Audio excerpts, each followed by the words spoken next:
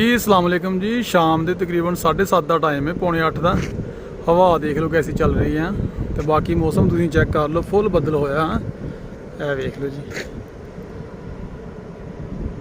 Full बदल होया, लेकिन अजे बारिश नहीं हो रही, लेकिन बदल फुल होया। चेक कर लो जी,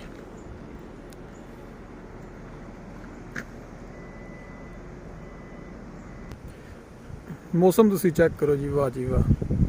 हवा देखो चल रही है कितनी ठंडी है, देख लो तुसी।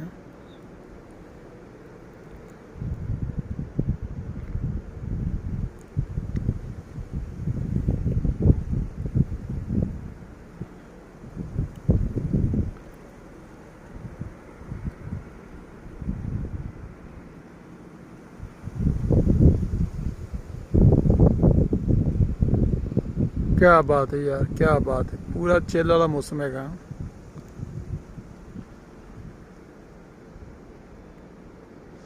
ओके हो गया जी।